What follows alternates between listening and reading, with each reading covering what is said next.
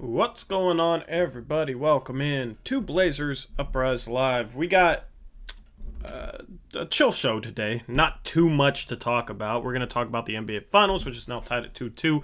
We haven't really touched on the Finals since we previewed it before the series started, so we're going to talk about some of the things that have gone down, and this has become an extremely exciting series, so this should be fun to talk about. We'll also, I guess, just take your questions, honestly, because we don't really have anything else on tap for today. Eric, how is the...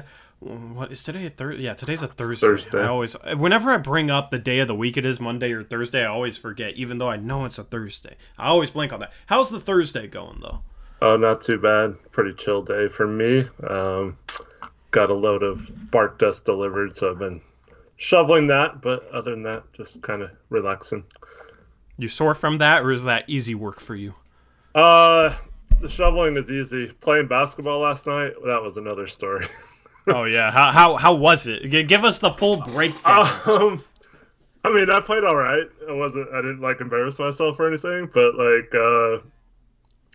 let's just say I was not prepared. My level of conditioning for that level of competition. So yeah. Yep. See, yeah, when I started playing pickup for the first time, dude, it was rough. Luckily, I'm in better shape now, so I'm able to to run. But it sucks, man, when it's just like the first time I played pickup, it felt so weird to run with the ball, like dribble the ball. It was just like felt so clunky and just so weird. And now I've kind of gotten that out of the way, so it's nice to actually be able to feel like I'm in the flow when I play pickup. Yeah. I'm sure you'll get there at some point.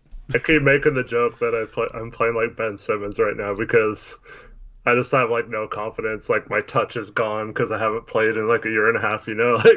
I just everything feels weird. I want to cross someone over, but I'm not there with my handles yet or whatever, and it just looks awkward. And yeah, so I'm probably passing up and not being aggressive enough. Probably had some layups that I should have shot instead of passed out of, but yeah. You're passing out of layups? Oh, well, no. Not open layups, but you have someone open on the other side. Kind of like 3-on-3 when we've passed back and forth a few times when either of us could have shot it, those kind of situations. Or kick out to a 3-point shooter. Yeah. Yep. Yeah. I mean, my rec league's starting back up, so should be able to kind of get more of a feel and should be able to be ready for whenever we're able to get a pickup run. As far as those go, that's a challenge, and we're trying to figure something out, but it probably wouldn't be till August at this point, after the draft, after we kind of get through with the offseason and all of that. But definitely we'll try and get some pickup runs with you guys. For me, I'm trying to figure out the shot. The shot's gotten better, though. I figured out what I was doing wrong before the pandemic, so I've been grinding to try and correct that and whatnot.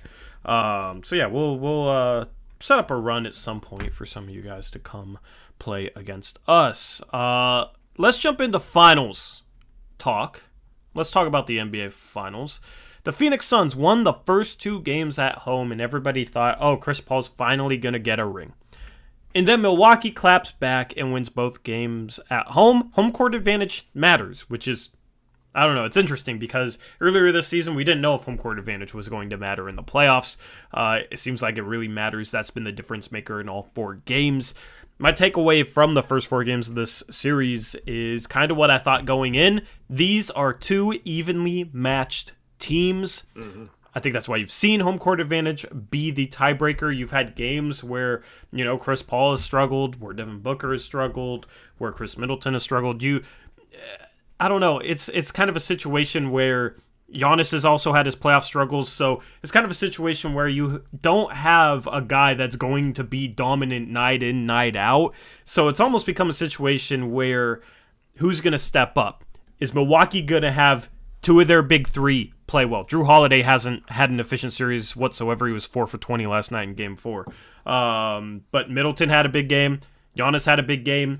For Phoenix, can 2 of their 3 step up between Chris Paul, Devin Booker, and DeAndre Ayton? Chris Paul struggled last night. DeAndre Ayton struggled last night. Devin Booker tried to carry that team. It was kind of a Dame-esque performance, but he couldn't get it done by himself. So you have 2 teams where you don't necessarily know exactly what you're going to get out of their star players game in, game out. And I think that makes for actually a more interesting series. It's not as predictable. This playoffs hasn't been predictable. I have no idea who's going to win game 5. I could easily see it being Phoenix as they're playing at home, but given kind of some of the variety with some of these star players, and it'll be a good game in game 3, a bad game in game 4, you don't know what you're going to get. And that has me intrigued. That has me hooked into the final 2 or 3 games of this series. Yeah, I agree. It was weird last night because you mentioned Drew Holiday just absolutely struggling from the field. But at the same time, like the Suns just, I mean, they had so many unforced errors, so many bad turnovers, stuff like that, that if they just clean up, they probably win that game. So I wouldn't be too discouraged if I was them. Just come out and not make those same mistakes, and I think they should at least still not working out 5. But if the ultimate thing is if Middleton and Giannis are on again, though, that's tough to beat them as well. Mm-hmm. So yeah, it's crazy. Like you mentioned, how evenly matched these two teams are. Yeah, sorry for the little 2 seconds of random video playing. As far as that goes, though, here's the thing. It's like, yeah, you can look at it where Phoenix gave up 17 offensive rebounds to Milwaukee and only got 5 themselves. And then they turned over the ball 17 times and only forced 5 Bucks turnovers.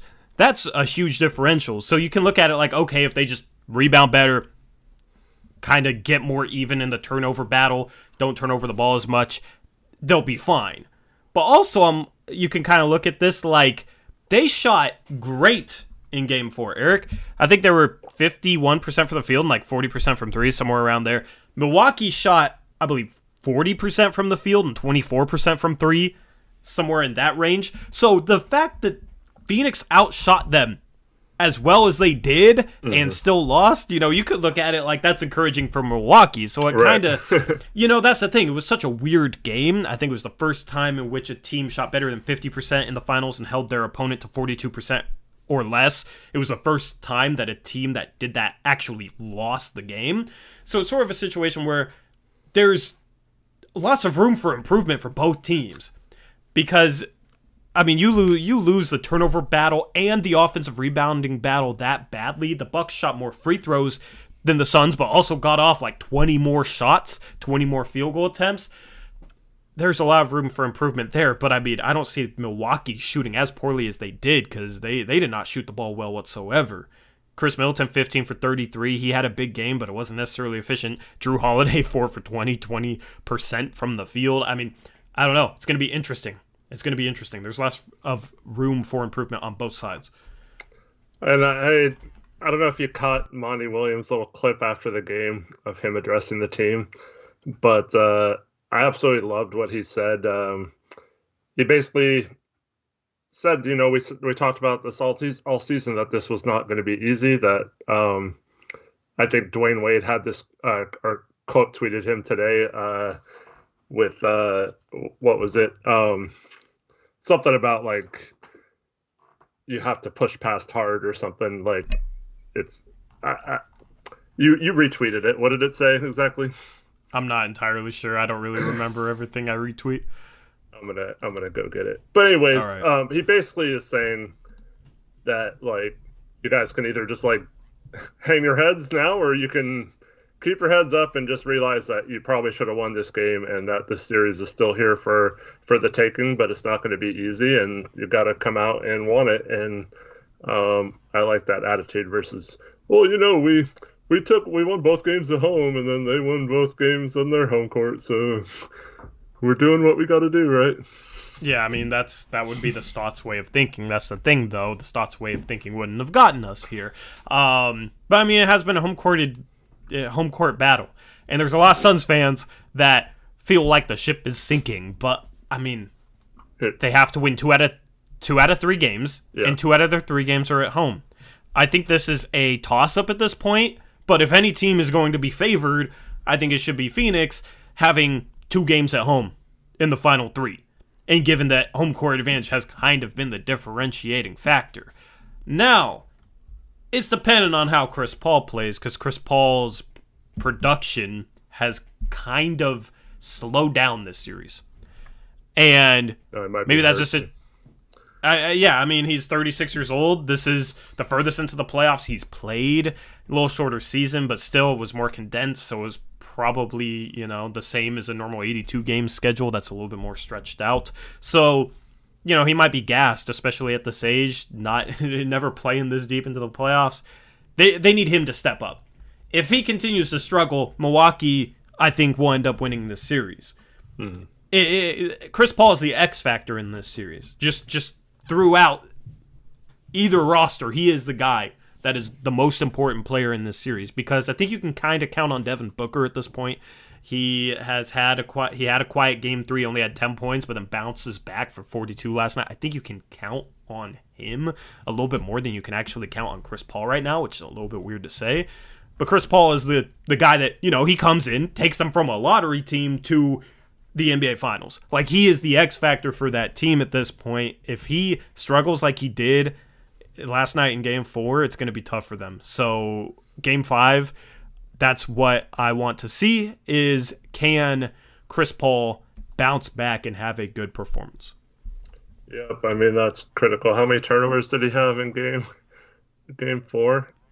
I think he had 5. Yeah. And it was a lot of weird turnovers. It was like him passing and passing against his body and just stuff you wouldn't expect out of him. Or just like falling and losing the ball or something. Mm-hmm. Yeah. Well, yeah, he had that crucial turnover. 5. Yeah, he had that crucial turnover in the final couple of minutes where he tried to kind of split the pick and roll crossover Giannis, who was dropped a little bit off the screen, and Giannis just picked his pocket. Honestly, it seemed like Chris Paul got a little sped up there, which is rare. He's normally under control. So that's the thing. When he committed that turnover, I was wondering, okay, did the moment get to him a little bit? Because normally you don't see him sped up, but it seemed like he was a little overzealous and a little too sped up on that play. You know what I mean? I don't know if anybody else had that takeaway watching it. Chat, let me know if you agree with me on that turnover. Especially, we got Iverson Vlogs in here, who's a Suns fan.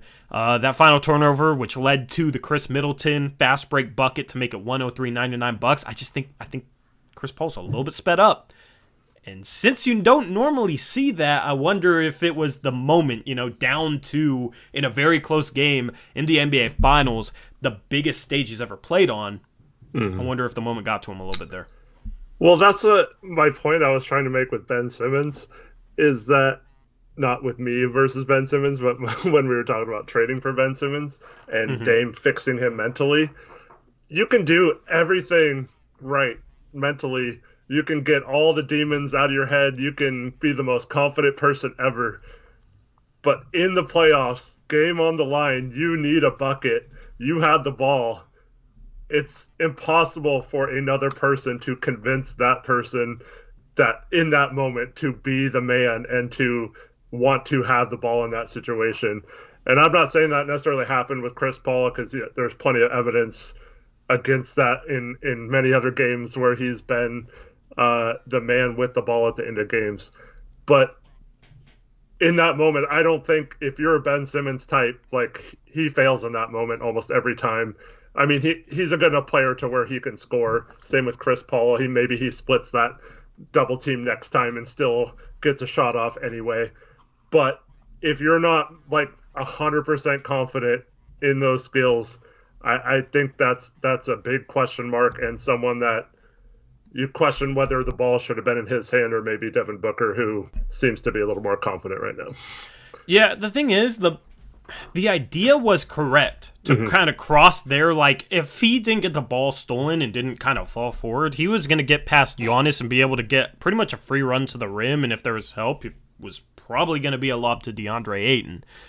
But normally he's under control, he's on balance, and he would cross over between the legs and protect the ball. If he was on balance, crossover between the legs, protects the ball, his pocket likely isn't getting picked, but it was almost like he was starting to fall over and then crosses over in front of him because he's kind of falling over, a little too sped up. That's kind of what I mean on that turnover. Seemed like he was a little sped up, and it was maybe the most high-pressure moment of his entire career. And he's come through in high-pressure moments before, so I'm not saying he can't, It was just a little weird to see him have the game he did, but then have a turnover like that, because people say, oh, he might have hurt his wrist, but that turnover I don't think was because of a potential injury. I think, even with an injury, if he's makes the smart play, he's crossing over between the legs there, and he's on balance.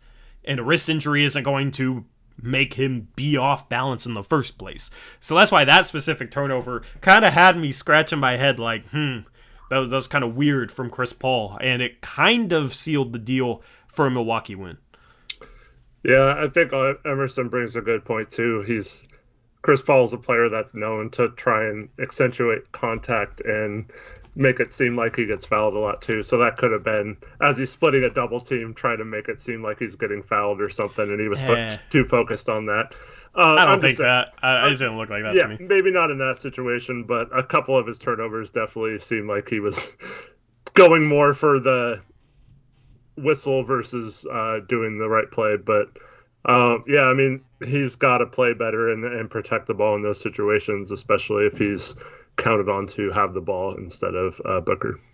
Yeah, and when Chris Paul's struggling too, I feel like it kind of, I don't know, this is just speculation.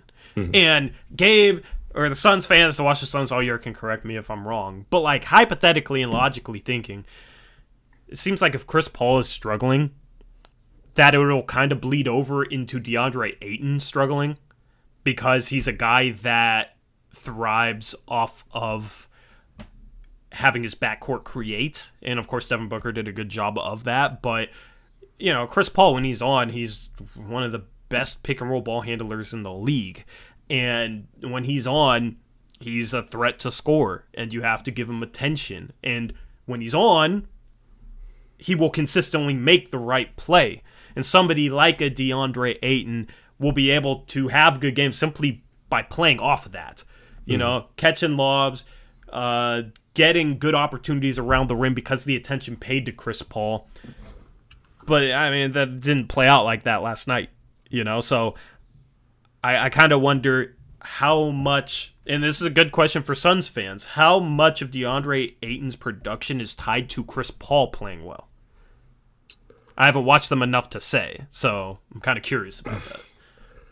My thing with that is, you can't question them. They're 2 games away from winning a title, right? But I almost feel like they don't use Ayton enough sometimes as, like, if they're ball handlers, if Chris Paul's struggling with the ball, with turnovers and stuff like that, like, just throw it down to Ayton in the post and see if he can create a bucket every once in a while.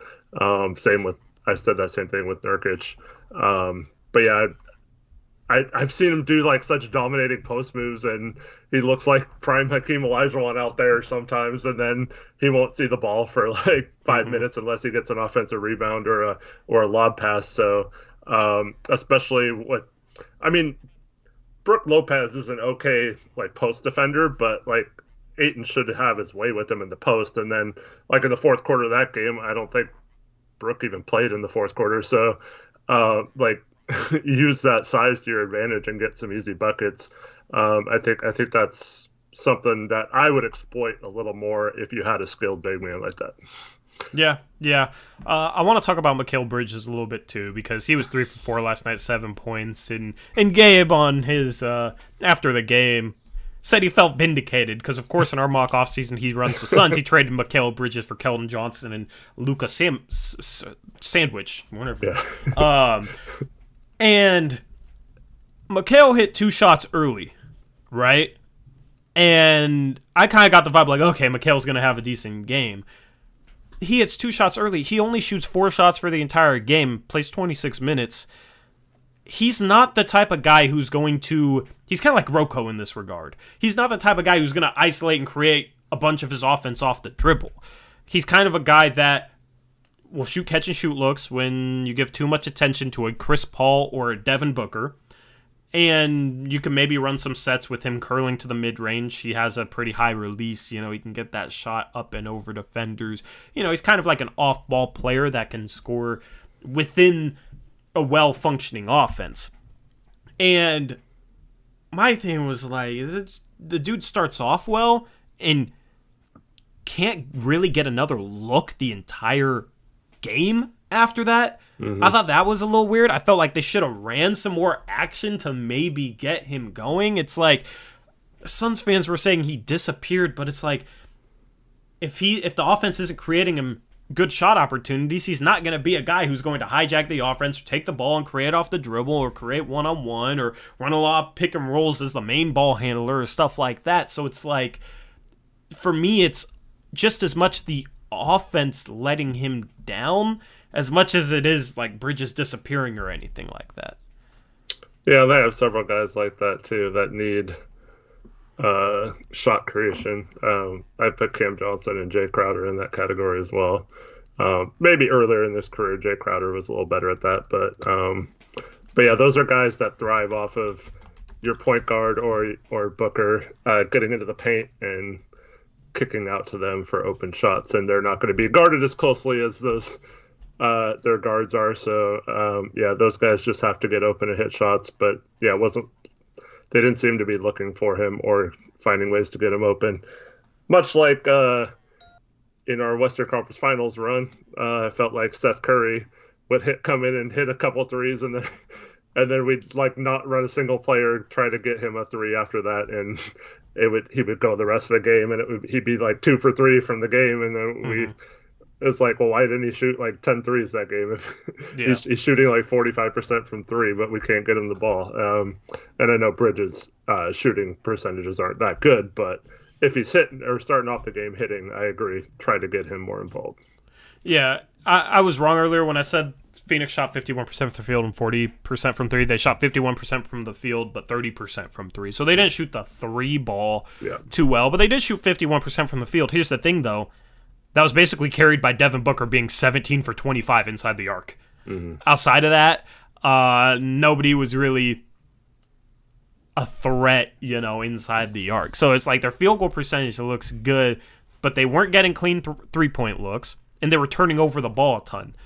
And when the Phoenix Suns play us, they move the ball perfectly, beautifully, and whatnot. It kind of seems like they got a bit away from that.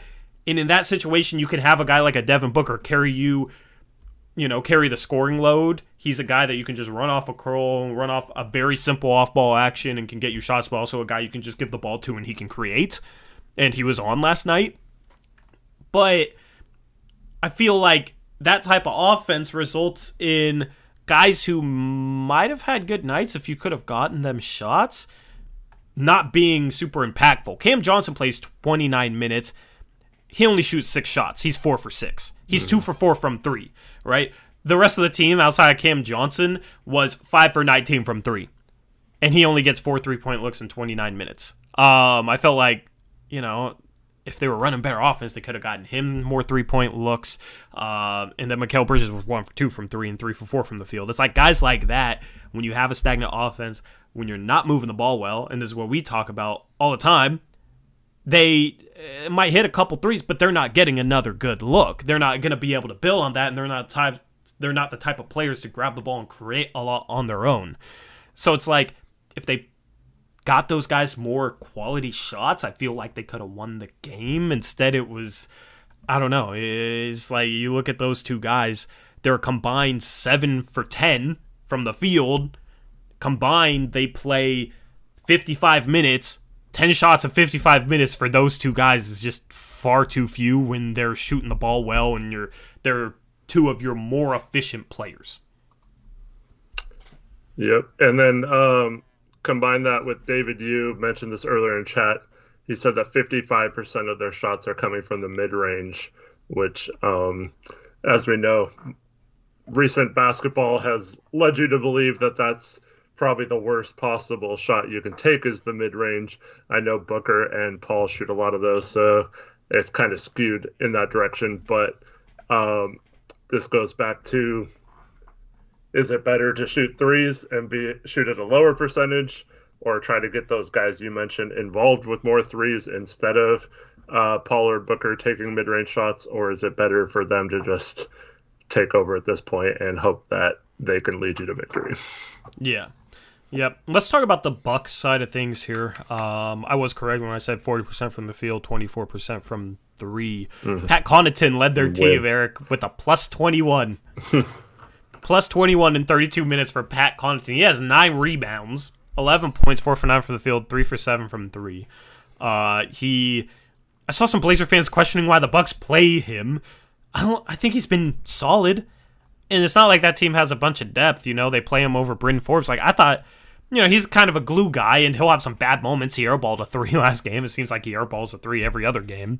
But he still shoots 3 for 7. He still can come up in big moments. But outside of that, you have Giannis 11 for 19, 14 rebounds, 8 assists, 26 points. So almost triple-double for him. Solid game. Chris Middleton, 15 for 33. Not super efficient, but has 40 points and came up big in big moments. And that's efficient enough, you know, especially when you're dropping 40. Drew Holiday, though. Eric, 4 for 20. He's kind of reenacting Eric Bledsoe's performance from the playoffs last year.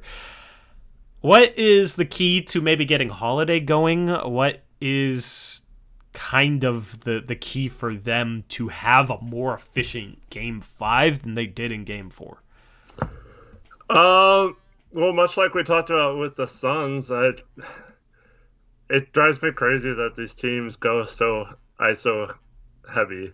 Especially, you saw in the fourth quarter several times, Drew Holiday, when he's not shooting well, like trying to break people off the dribble and score that way.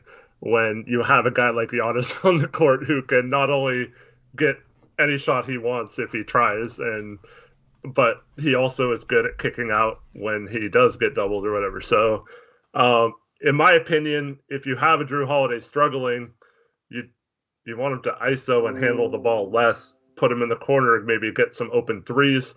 Maybe, he's a decent enough cutter to where you can maybe have him cut and get a layup or something, try to get him going that way. And then, I don't know. I would just try to run a little more structured offense, but I recognize at this point they're just both of these teams seem willing to just let their guys go one-on-one and hope that their team is better than the other one. Drew Holiday just has to be more efficient than that. Right. And he missed a couple bunnies, and he's not the best three-point shooter. I felt like he was settling for a lot of like 5 to 7 footers. And I feel like he's done that a lot this postseason, where he'll kind of get 5 to 7 feet and then shoot from there, and he's not efficient from there. So, I don't know. He can't shoot that bad. Let me look at what he shot in the first 3 games of this series because I'm curious. He shot... he had an efficient game 3, 21 points, shot 57% from the field, 50% from 3. I don't know the exact numbers. This is just showing me the percentages. But in game 2, 33% from the field, 33% from 3. In game 1, 28% from the field, didn't make a 3. So he's had one good game this series. That was game 3. Just like kind of Chris Paul's kind of the X factor. He's the X factor there because I could see Giannis having a good game, Middleton having a good game, and the Suns still easily winning if Drew Holiday doesn't step up. Because it's not like the Bucks have a ton of depth.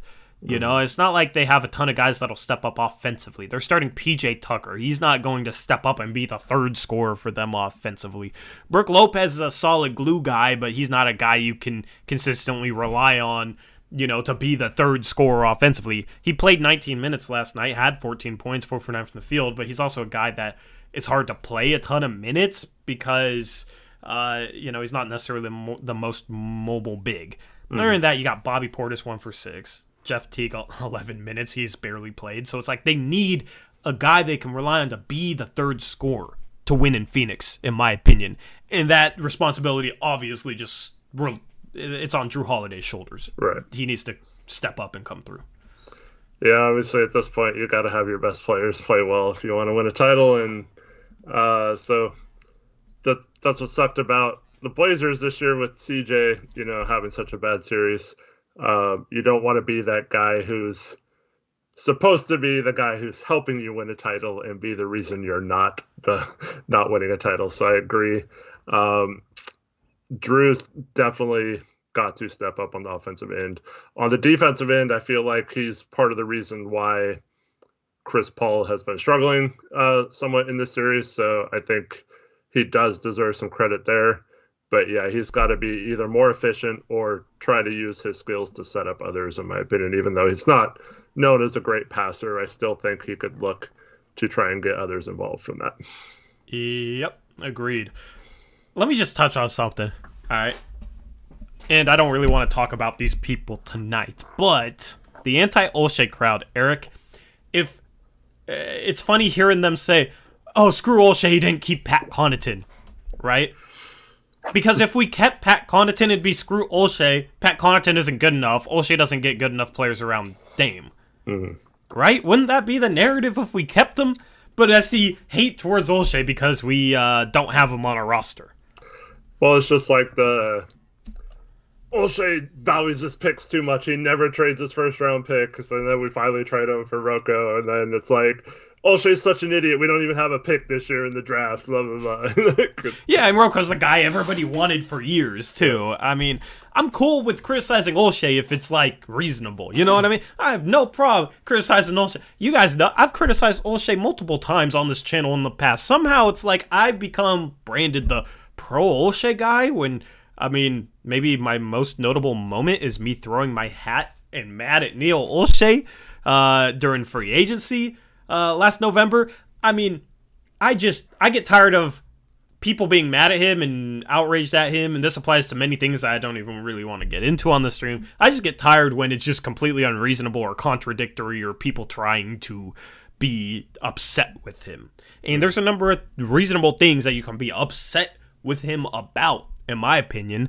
I just, that's the thing though, is he'll get criticized for all that stuff. I don't even need to say anything because he'll get his fair share of criticism for that stuff. It's just stuff like, Pat Connaughton isn't on the roster anymore, screw Olshey, when they would be criticizing him if he was on the roster. That type of stuff is the stuff I laugh at and kind of call out because I just think it's kind of ridiculous and contradictory.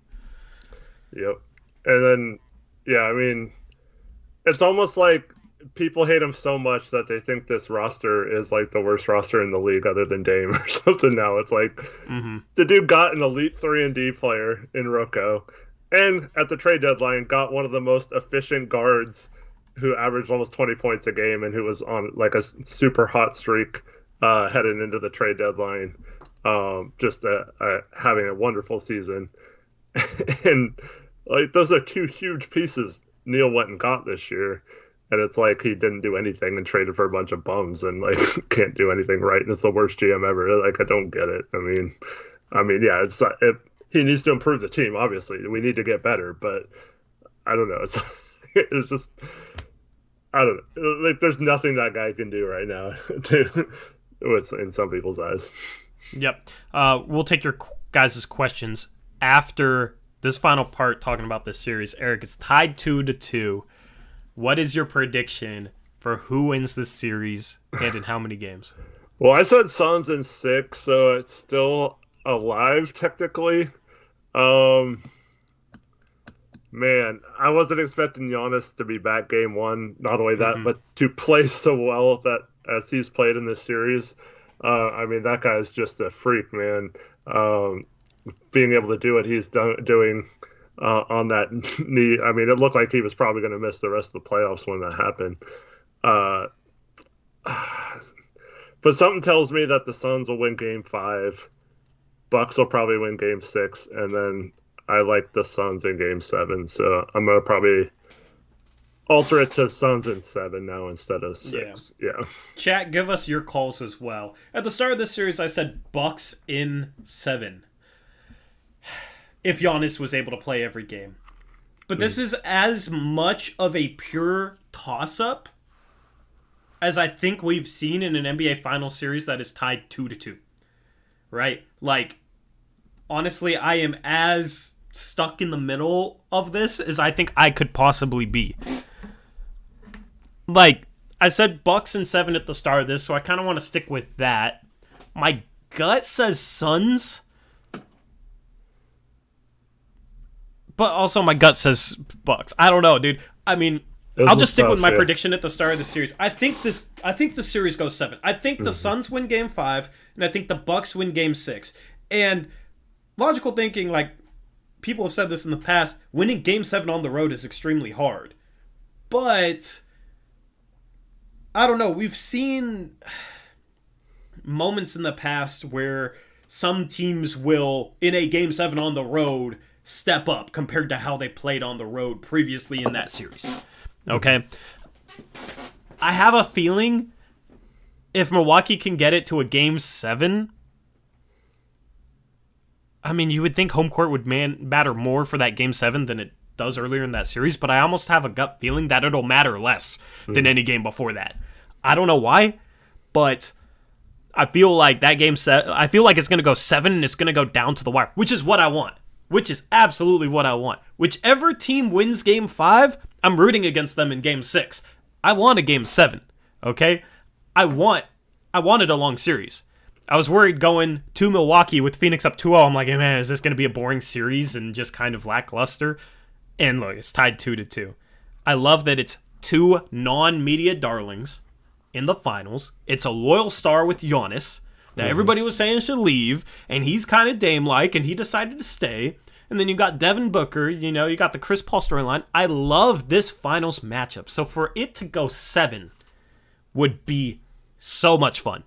And it's what I've wanted. I've wanted parity for the longest time. So a parity being rewarded with a great series that goes 7 and goes down to the wire, that's what I'm rooting for. That's what I'm rooting for. So if I had to pick, I mean, I said Bucks and 7 at the start of the series. That's the only reason I'm saying Bucks and 7, because honestly, at this point, I don't necessarily believe that, but it's just a pure toss-up.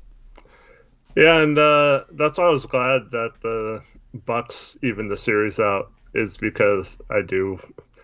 If it was 3-1 right now, we're talking about it could be over after next game. It would have been kind of a thud to the end of the season.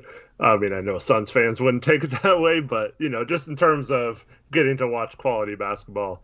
So the fact that we have at least this series going 6 games now, I think that'll create that much more drama and be really good for the sport. The ratings are way up over last year. Some of the better ratings in recent years.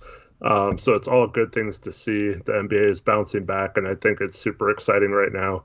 You have so many good teams, and even the teams that aren't good are young, and you could go into next season, a team like the Pelicans, you could be like, why can't we be like the Suns from last year, And if we make the right moves and play our cards right, or even the Blazers or someone like that.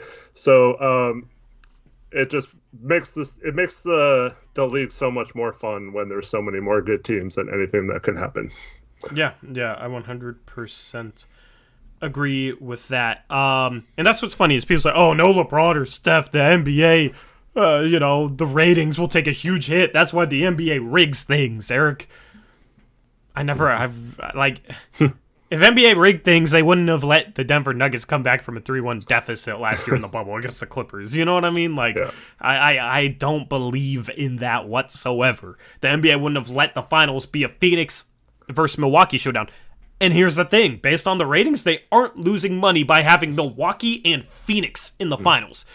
There's not enough incentive for them to rig games and completely risk the integrity of their product for a hypothetical bump in ratings, which I think this finals is showing wouldn't necessarily be there at all. Like the motive that people say, oh, NBA, they're going to tell the refs to call it a little bit biased for this team. The motive for that isn't even real. It was hypothetical.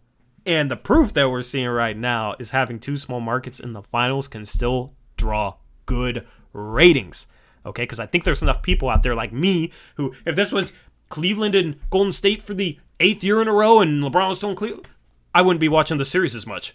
There's a lot of true basketball fans that get tired of LeBron over and over and over again. The Warriors over and over and over again. Going into the playoffs, it's going to be the Warriors versus LeBron in the finals.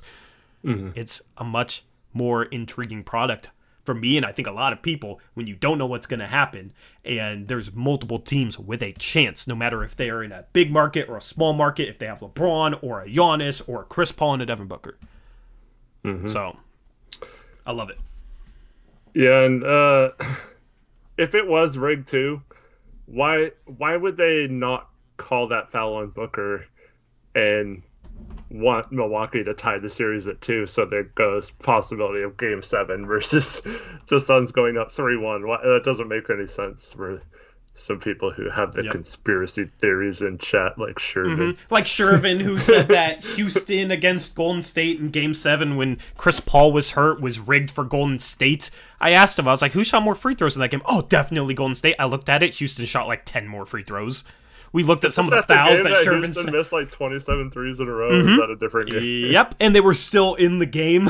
Like, you know what I mean? So there's people like that, they'll say that's rigged, and they have a revisionist memory where it's like, Golden State, they think Golden State shot more free throws. Houston shot like 10 more free throws in that game. I looked at some of the fouls that Shervin said, oh, this is rigged. I looked at some of the fouls that were against Houston. It was the ticky-tack stuff. Like, I saw as many bad calls against Golden State in that video that was supposed to show that it was rigged against Houston. You know what I mean? So, like, if we're talking Tim Donaghy back then, sure, maybe. I think the league has changed. I think, you know, if that was the case. But also, I mean, how much do you trust a guy who was, you know, caught betting on games? And, you know what I mean? It's not like that guy is the most reliable source for truth. I mean, so, yeah, maybe back in the early 2000s, maybe so. I think everything has proven that, A, they don't have a motive to rig it, and B, it's not rigged. Because you wouldn't have a Milwaukee Phoenix NBA Finals right now. Okay? So, there's no evidence based on what's happened, and there's no evidence for even a motive after this NBA Finals, so I don't want to hear anybody talking about that. I think it's ridiculous that people think that's the case. And I'm getting old now.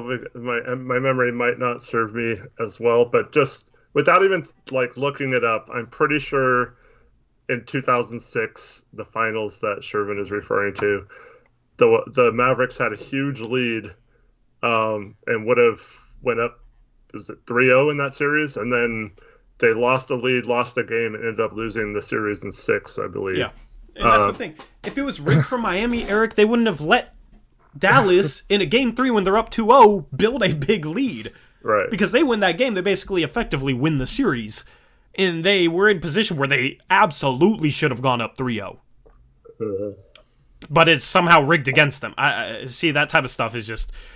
Yeah, that's the thing with that whole conversation. So, yeah, they were calling a lot of stuff for Dwayne Wade. Here's the thing. Refereeing basketball is not easy. I've tried to referee a kids camp before in high school when we ran basketball camps for kids, man. And that was hard. And I was like, wow, this is not easy whatsoever. You don't know how hard it is until you are responsible for calling stuff and blowing the whistle. It's strange, man. It's so much harder than people think. And when you think about these are NBA athletes moving at the speed that they do, with the physicality that they play with, I mean, it's not easy. So that's the thing. A lot of times I just think it's referees not being perfect whatsoever. It's not rigging. Because, I mean, you just got to look at the facts. The fact that Dallas was up big in Game 3 when they led 2-0 in that series, that shows me that it wasn't rigged. The refs making some bad calls in Dwayne Wade's favor doesn't show me anything. It shows me that refereeing the game of basketball is hard.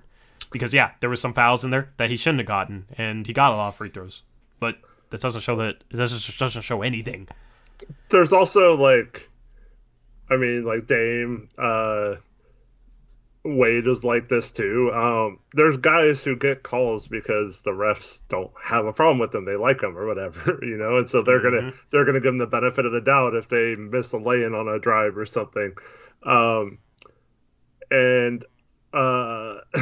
Yeah, there's guys that they obviously don't like as much, like Scott Foster and Chris Paul and James Harden and those guys. Like, he might not give them the benefit of those calls in those situations. It doesn't necessarily mean it's rigged.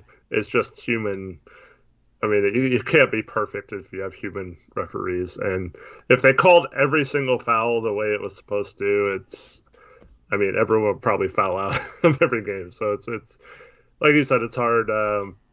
The referees do a bad job sometimes, but I don't think it's on purpose to make sure one team wins or whatever. Yeah, see, and we've had this argument with Shervin and absolutely eviscerated him. I don't know why he wants to go down this path again. But that's the thing. It's like it was up 2-0, and this is what Shervin's saying in chat. It was up 2-0, and they started rigging it from that point on. That's what Donaghy said. So they start rigging it from the start of the game? Because they did a pretty bad job if they were rigging it to let Dallas get up by as much as they did. Here's the thing. If they started rigging it in the middle of play, how was that possible? You know what I mean? Like, was somebody sitting at the scores table and then, during a timeout, shout to the refs, hey, start rigging the game? Like, how does that work? You know what I mean? I don't get it. So, yeah. I mean, Tim Donaghy is a slimy POS. Putting more stock into what he says than what's in front of your very eyes is just silly to me. Mm-hmm. So. Yeah, and also, when you win a game and it's a close game, what does the other team do at the end when they want the ball back? They foul. They send teams to the free throw line.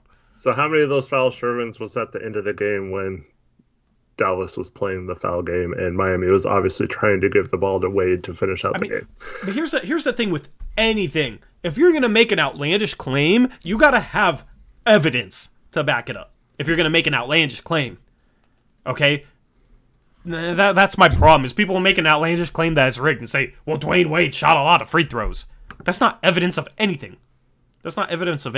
So that's the thing. We're also talking about 15 years ago. I mean, it's obvious in this day and age that it's not rigged. It's not rigged. And if it has been rigged somehow, they've done a pretty bad job of rigging it. And I don't think they would rig it from now on as they see a finals with Milwaukee and Phoenix pulling good ratings. Mm-hmm. So they will not risk. The risk versus reward factor there is not beneficial for the NBA to rig anything. So that whole conversation, that's my pet peeve when people go and say that stuff. It's like Phoenix had more fouls in the middle of last game, and people were pointing that out, and it's just like, I don't know. It's just a ridiculous argument. I will complain about the refs till the cows come home when they screw over the Blazers. Have you guys ever heard me say anything's rigged? I haven't.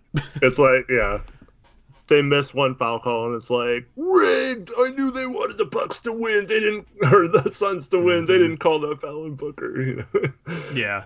So I mean, yeah. So I don't know. It's like maybe in that situation, when talking about that foul, that should have been 6 foul on Booker. Maybe refs will mentally give players a little bit more leeway for their 6th foul. I could see that being a potential thing, especially when they're a star. That's not necessarily the league doing anything. That's the refs not wanting to, call what might seem to them as a 50-50 call. Call it and foul a guy out of the game. Okay? Like, it was obviously a foul, but if there's any doubt in a referee's mind, I could see them refusing to blow the whistle because it's somebody's 6th foul, because it's Devin Booker's 6th foul. You know what I mean? But that's like a completely different thing than saying anything is rigged. Mm-hmm. So, anyway. Do you want to read Zach's comment? What'd Zach say? The NBA may not be rigged, but don't let that distract you from the fact that Torrey rigged the mock offseason so he got the Blazers. Yeah, absolutely not. I pulled up the random number generator on screen for y'all, so you sound like a Shervin right now, Zach. Don't be a Shervin. Also, it's all in good fun for Shervin. He's argued rigging with us before, and he knows how this is gonna go, and he knows how I feel about that type of argument, so he knows what he's getting himself into. Yep. But yeah. Never rigged anything. The thing is, being the Blazers has been a lot of pressure. So, I don't know.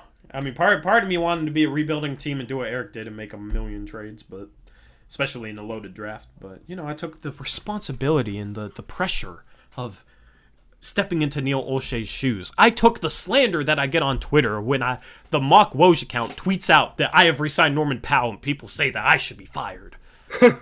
You know what I mean? So, people that think for some crazy reason that the Woj mock account is real, even though his name is Alien Wojnarowski Mock. I'll get it. But how dare you re-sign Norm without trading CJ, even though you already traded CJ? I know, man.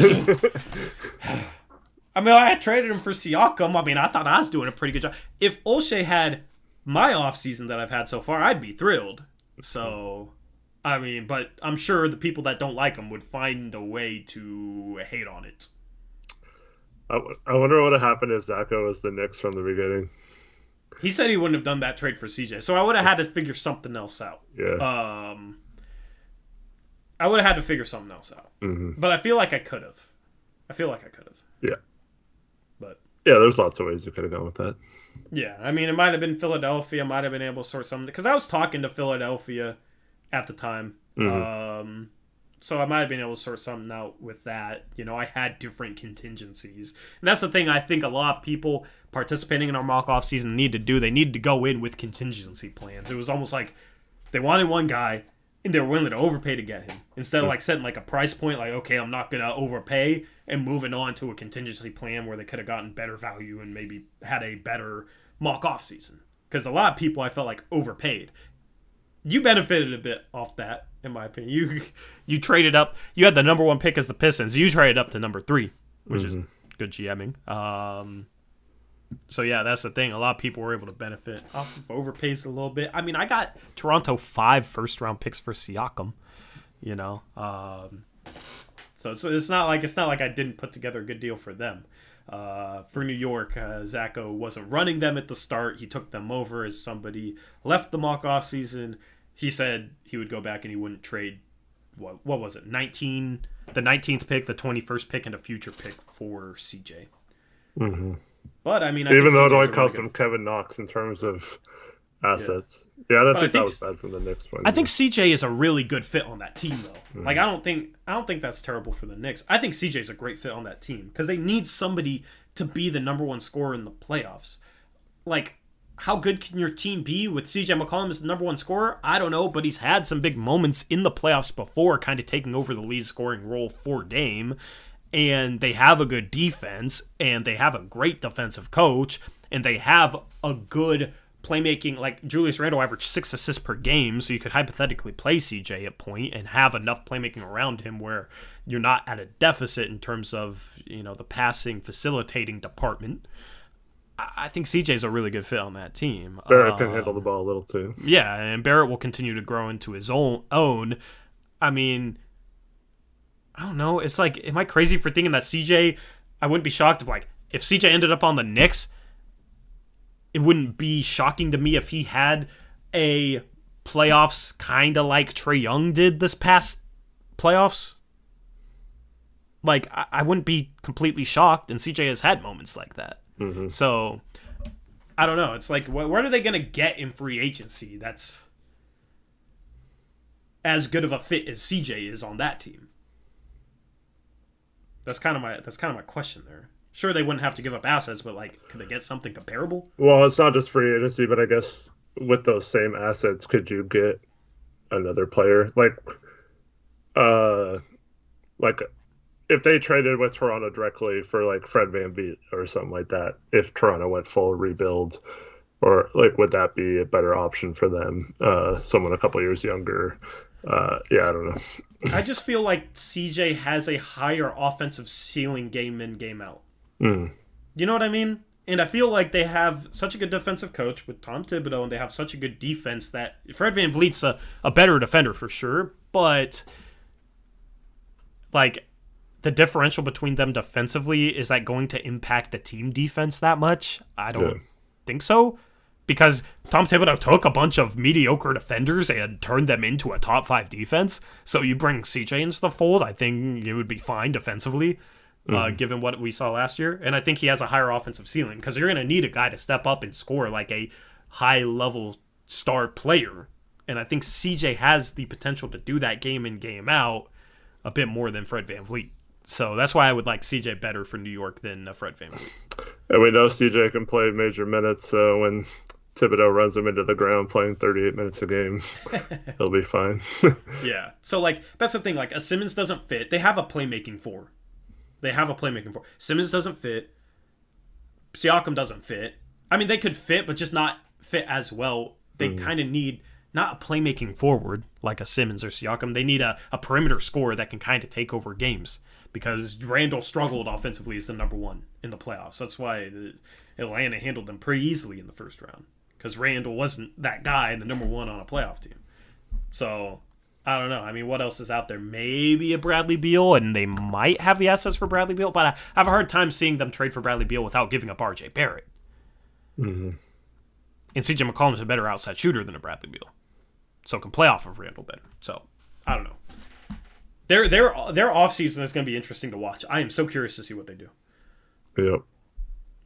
The only thing I think, even if they do trade for CJ or someone like that, I think they'll probably wait until into free agency starting just to keep all their options open versus making a trade like that kind of handicap them from making any other moves or having cap space.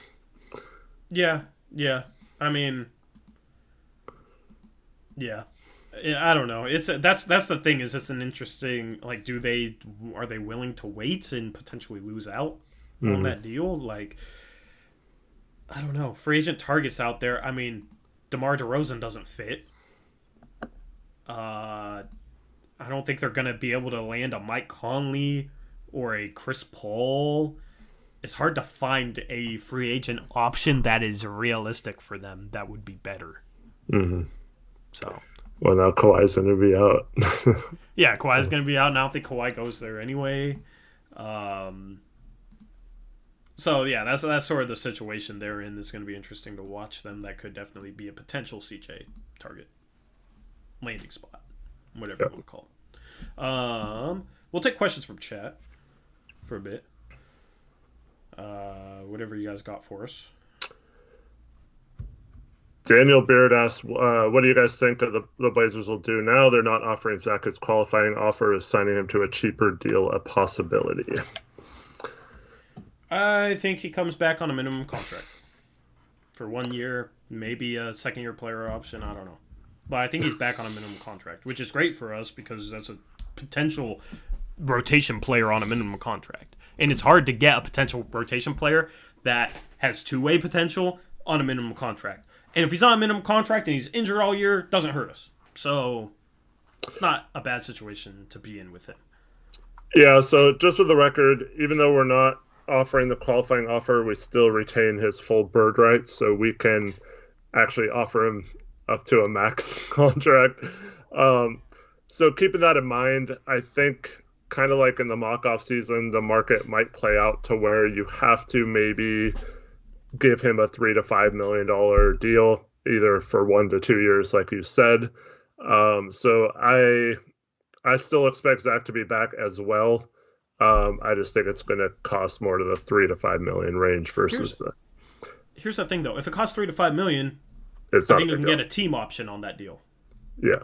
Which I would actually rather sign him for $3 to $5 million and get a team option on that deal than sign him for a 1 year minimum. Because if he comes back and is able to be healthy, he could definitely be worth that, and then you can keep him next year on the cheap, right? And he maybe outplays that contract. If he's hurt and never touches the floor, it's not like that's $3 to $5 million that you can use elsewhere. You know what I mean? So, like, the difference between $1.5 million and, $4 million is pretty irrelevant when it comes to what Zach Collins signs for.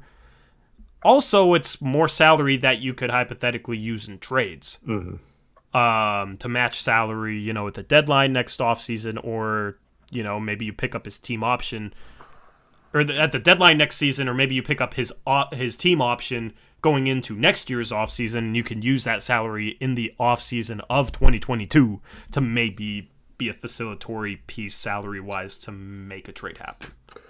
Yeah, and just for the record, if he does sign a 1 year deal, so even if it was like 1 year, $5 million or whatever, I think he would get veto rights in a trade because we'd be the only team that would keep his full bird rights. So the following offseason, So whenever you have bird rights on a player and then you sign him to a 1 year deal, isn't that what triggers the situation where he would have veto rights? Yeah.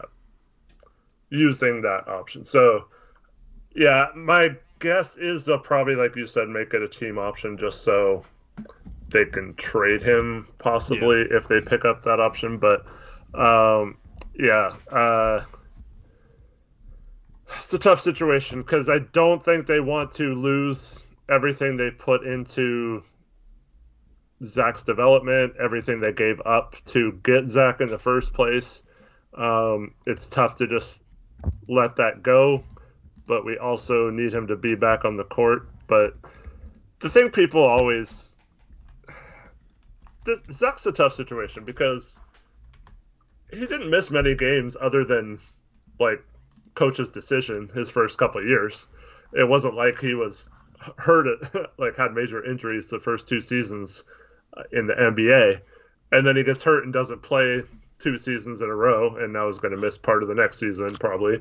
But like no one could have predicted that, so it's hard to call someone injury prone, or we should have known that he was going to have all these injuries. There was no way to know that 2 years ago, so it's kind of tough with Zach. But I wouldn't give up. I still think if he does get healthy, is going to be a really good player in the NBA and could really help this team out a lot. But yeah, so big if for sure. Because I feel like you say that and people be like, "What are you talking about? He's always going to be injured." Like, I don't think it's a 100% case where he's always going to be injured.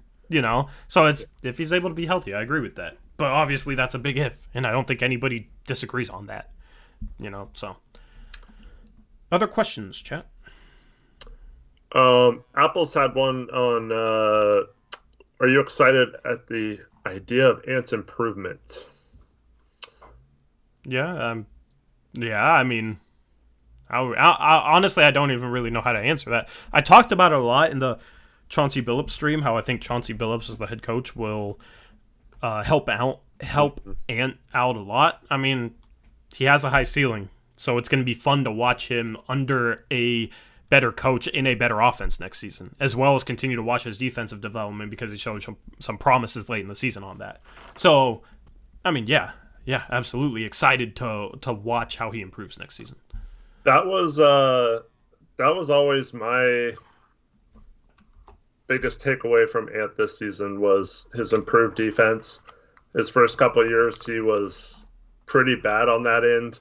Not from a lack of like effort or anything. He just always got out of position, was always trailing his guy. This season, he did a much better job of being physical at the point of attack and also keeping his feet in front of the ball handler, not falling asleep on the backside. His rotations were a little better.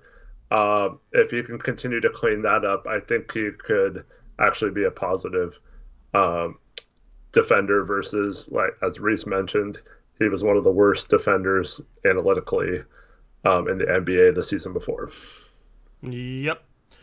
Reese brings up Blake Griffin, says Olshey always gets his guy. I don't know. I have a hard time seeing that because what, is he going to sign for the minimum? I doubt it. I feel like he'll get a little bit more than that. I feel like he'll probably stay in Brooklyn. I mean, I wouldn't be surprised if we offered him the tax mid-level. I don't know if he would take it, but... I mean, to come off the bench or stay in Brooklyn, I mean, he's gotten paid a lot of money. I don't know. I feel like it'll be hard. His defense was better in Brooklyn than it was in Detroit, but I don't know if he's a good enough defender to justify it. Mm-hmm. So, yeah, I don't know. It's possible. I wouldn't be surprised if we found out that was a target of theirs. But like you said, he's probably going to stay on more of a contender. Yeah. I mean, we could go all in on playmaking bigs, trade CJ for Siakam, and then go get Blake Griffin, and you just have 3 playmaking bigs. Mm-hmm. If we still have Derek Jones Jr., Anthony, and Nas just as freak athletes to play off them, that could be extremely interesting in a good offense, a well-ran offense. Not Stotts fence, because all those athletes would sit in the corner while Blake Griffin broke down his guy one-on-one from the three-point line. But under a Chauncey Billups offense, it might be the way to go. That could be intriguing. Mm-hmm. Griffin's tough, though, because he's still not quite big enough to play center, so he's kind of stuck where, similar to Melo, like I feel like power forward's his only real position. But as he gets older, he's a little slow for a lot of modern force. That's a tough one. I mean, I wouldn't mind if that's who we got, but Yeah, I have a hard time seeing him coming here though. Yeah. He Yeah. seems like a big city type of guy. Most intriguing free agent for you guys this offseason, tax mid-level exception. There's a number of guys. There's no one guy that would jump out though. Because who we should sign depends on potential trades. And there's a lot of guys where it'd be like, yeah, I'd take him for a tax mid-level exception. But none of them like stand head and shoulders above the rest. If they do, it's like we wouldn't be able to get him for the tax mid-level exception. You know what I'm saying? So I will have a targets video. Well, for mid-level exception though. Much like what's playing out in the mock-off season, there's going to be some guys that are going to be very surprising that they only get the tax mid-level exception. Who do you think those guys could potentially be? Well, someone like, I'm not saying these guys for the Blazers, but I'm having a hard time with DeRozan's. I mean, I don't think he'll sign for that low, but I don't know what the market, like you mentioned the Knicks probably not going after him. And if teams like that, he doesn't go back to the Spurs, there's not a lot of teams that could offer him like 20 million or whatever. So someone like that may be stuck just taking a year. Tim Hardaway Jr. in the same category if he doesn't re-sign in Dallas, if they use their cap space to go after someone else. Someone like that might be stuck signing for one of the mid-level exceptions. I mean, it might be with like another team for the full mid-level exception, but there's a lot of players like that who are going to have a tough time getting paid this summer, in my opinion. Yeah, I just think both those guys will definitely get paid more than we can offer. The one guy that... Yeah, I know you're not. I know you're not saying otherwise. I'm just... I would be shocked. Well, another guy who might be kind of interesting is like a Jeff Green type. If he doesn't get a lot of offers, and Brooklyn, as you mentioned, they can only give that tax mid-level to one of their guys, so they might lose out on someone like that. Well, I have a name. Mm-hmm. Kelly Olynyk. Yeah.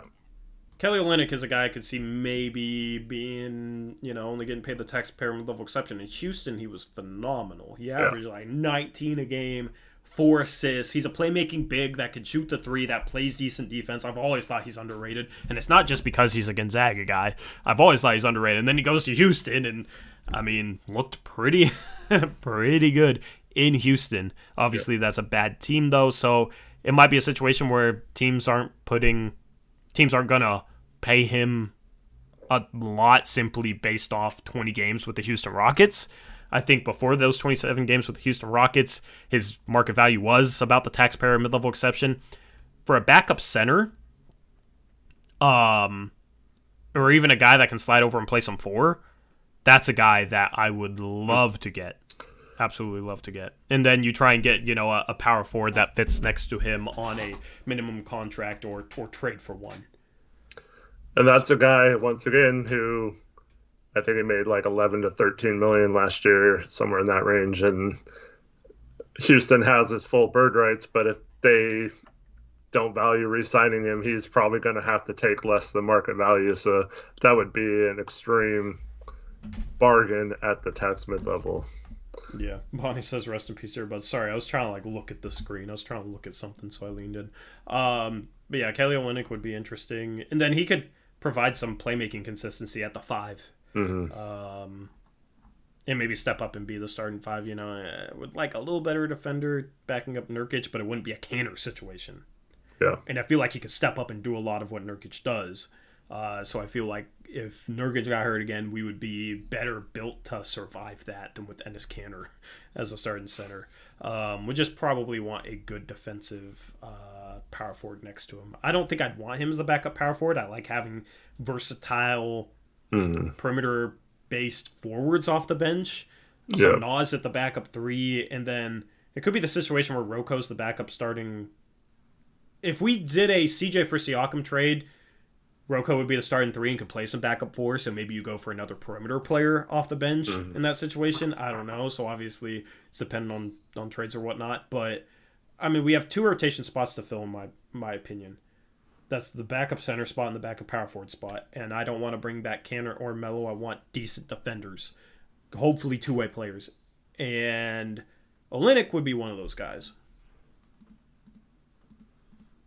Yeah, I'd have no problem with that. I think that would be about as good as you could hope for with that tax mid level. Yeah.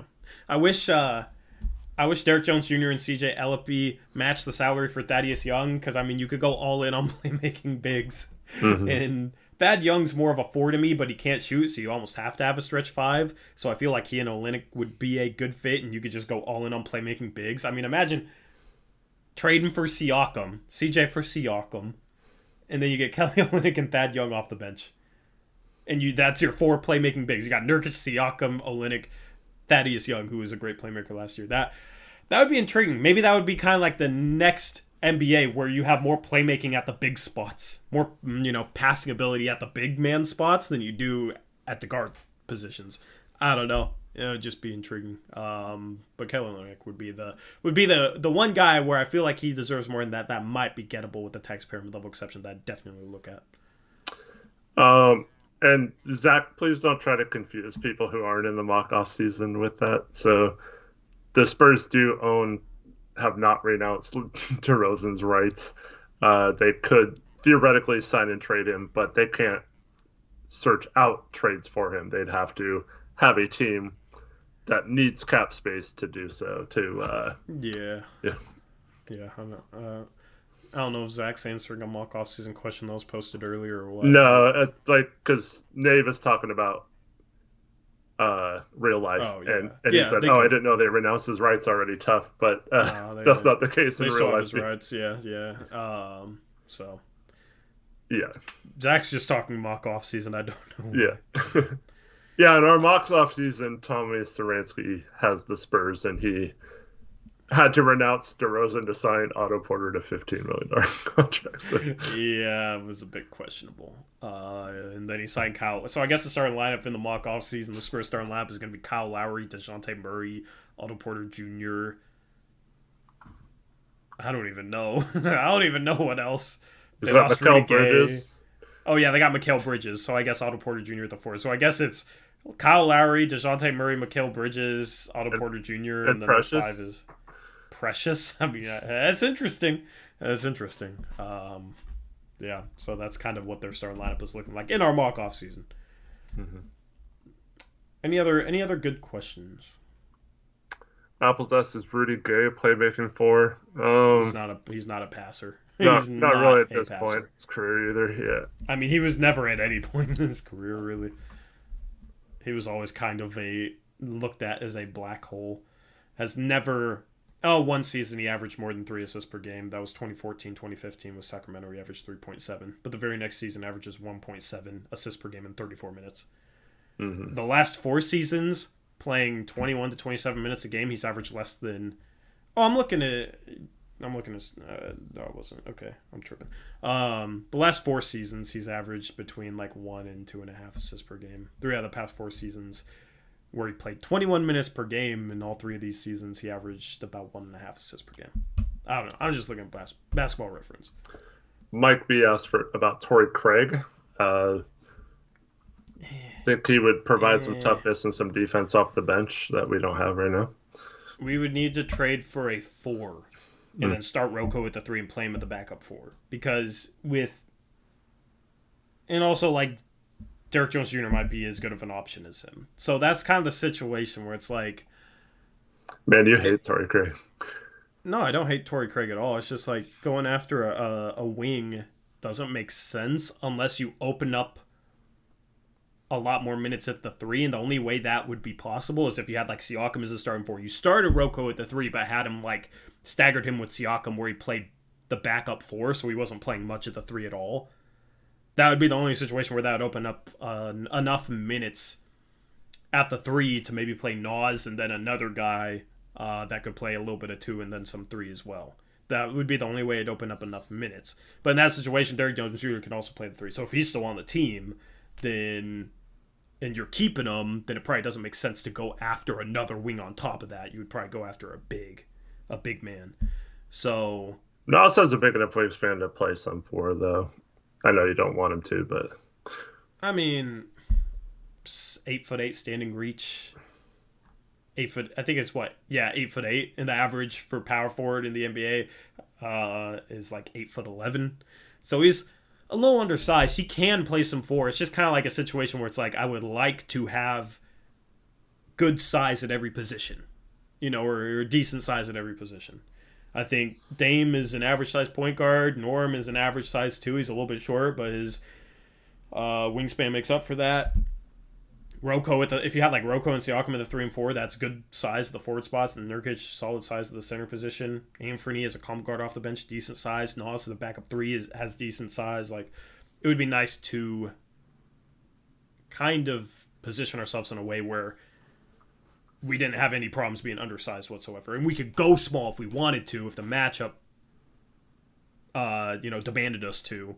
Or maybe we had an advantage by doing so, but didn't necessarily have to rely on consistently doing that. Yeah. So. Yeah.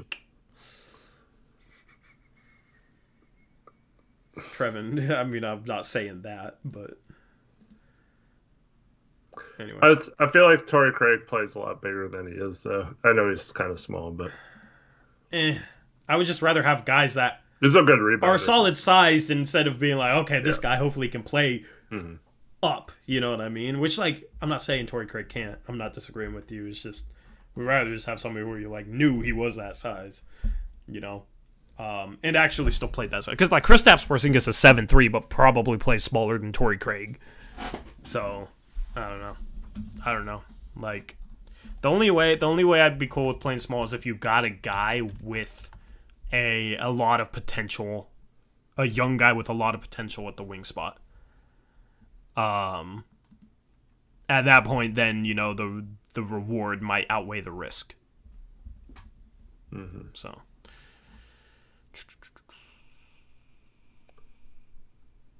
any other solid ones, or who's your ideal backup center? I know you already said Olynyk. Is that your number one guy if you could handpick one?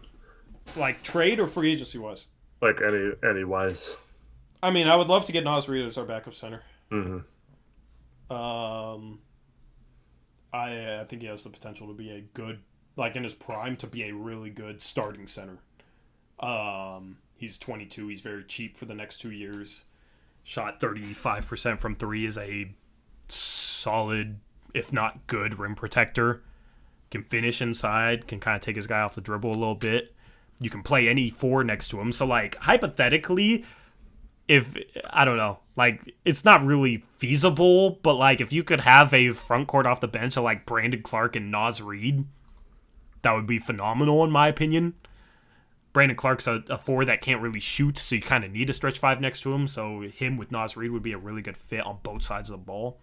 But, like, Nas Reed is a guy I'd be interested in. Maybe Minnesota wants Derrick Jones Jr. I feel like that's a good fit for them and kind of provides some of what they need. And if they continue to use Cat as a playmaker, having the athleticism playing off Cat would be interesting. And maybe it's a situation where they don't want to play Cat next to Nas Reed too much. And, Nas Reed is kind of stuck behind Karl-Anthony Towns, who, of course, plays a lot of minutes. Yeah. Honestly, if it wasn't through trade, I wouldn't mind taking a chance on getting Scal back. I still think that guy has some potential in this league. Kind of fits in our style of play. He can fit in any offense, can play a little 4 or 5. I wouldn't mind Scal as a backup. I just want somebody more proven. Somebody that you can rely on more than him. Yeah. I mean, I don't know. Well, he is a 3 as a third string center. I'm fine. Yeah. But as the backup, I would rather not. One guy who I would call and inquire about, just see the availability of. I'm not sure if this guy's going to be available, even if this team does decide to blow it up. But Daniel Gafford, if you could get him for cheap. There's a guy who per 36 averaged 20 and 11 for Washington once he got traded there, and shot 68% from the field. That's a guy who could be an energy bait off the bench. Might be relatively cheap to get. I have a hard time seeing them give up on him, though, even if they do hit the reset button, because he's still only 22 years old. Right. But yeah, those per 36 stats, last season as a whole, even if you count Chicago, 17 points per game, 10 rebounds per game, 3.5 blocks per 36 minutes last year. Mm-hmm. Like, that's a guy that should be a starting center at this point, probably. Should get that chance, that opportunity. He's still a little bit unproven, but I mean, my goodness. And he shot 68% from the field and was a 67% free throw shooter. So for a center, he's a okay free throw shooter. Box plus minus in Washington was 4.4 on the whole entire season, was 2.5 if you care about that. True shooting percentage for the entirety of the season was 69.7%. Mm-hmm. So just as a rim protector, rim running, athletic center, energy guy, I mean, on the cheap, yeah, that guy would be phenomenal. I just have a hard time seeing, with how young he is, Washington not keeping him. Because he fits on a team trying to win, and he fits on a team trying to rebuild. Dude, I could see it now, though. Like, we trade for him, and we don't have to give up much for him, and then all these people are like, Daniel Gafford, that guy sucks. Yeah, and they don't know anything about him. They've never heard of him. They just, since they haven't heard of him, they just assume he sucks. Yeah. Mm-hmm. Yeah. I mean, in 15 minutes per game, 7 points per game. Dude, he averaged 1.4 blocks per game in less than 15 minutes per game last year. I mean, we need defense. We need defense, and a guy that can play in the pick and roll and be a lob target. And yeah, he would be great. Yep. That's definitely a low-key guy for sure. But they want Austin Rivers instead, man. You know, that's the guy they want. I doubt they trade him too, but I mean, Claxton, I put him in that category too. Just those are guys who are hardly making any money that if you could find a way to sneak out of those respective teams, maybe they're just wanting a different option or have some other trade that they're a part of, but the team getting them doesn't really want them, like the Houston Rockets trade where they don't want Jared Allen for some reason and just ship him off to Cleveland or whatever. Mm-hmm. Like, just try to get a backup big on the cheap like that, I think, and then you could focus your tax mid-level on that backup four position. Yep, agreed. Alrighty. Any other really good questions? You ready to wrap this up? We're already an hour and a half in. Yep, I think we're good. Alrighty. So, yep. So we'll be live again on Monday. We'll continue to cover the finals. After the finals, we'll preview the offseason more. The offseason will kind of kick off with the draft. The draft is the 29th? 2 weeks from tonight. Yeah, 2 weeks from tonight. The draft's only in 2 weeks. And the free agency is in 2.5 weeks. So it's right around the corner. Mm-hmm. I'm ready for it. Hopefully we get something good, man. Fingers crossed. So we'll preview that. We'll have some videos and whatnot previewing that. We're only 3 months away from this season, next season starting too. Yeah, I know, and this season hasn't even ended. It's Preseason will start in less than 3 months. So yeah. No time to rest. The mock off season has kind of carried us to this point, and now we'll have the actual off season. We'll have the Olympics, and we'll have Summer League this year. Hopefully, we'll have the Olympics. What'd you say? I said hopefully we'll have the Olympics. I mean, it's not looking good right now. I mean, we'll see. If not, maybe have Summer League, whatnot. I mean, either way. Mid-August to the start of October will kind of be the time where we can relax. Dame's going to get a couple of new players to recruit, it looks like. Yeah. Tobias, man. Tobias, demand a trade for CJ. I mean, honestly, I would still take a CJ for Tobias trade. Yeah. It's not my plan A, not my plan B, but he's not even my plan C. But I'd be okay with that. Mm-hmm. I'd be okay. So, anyway, that's going to wrap up the stream. Thank you for tuning in. Hopefully you have a good rest of your Thursday, a good weekend. Hopefully we're able to relax a little bit, enjoy some good NBA Finals basketball over the weekend. Game 5 is on Saturday, and then Game 6 is on Monday? Or is it on I think it's on Tuesday. Let me look at this.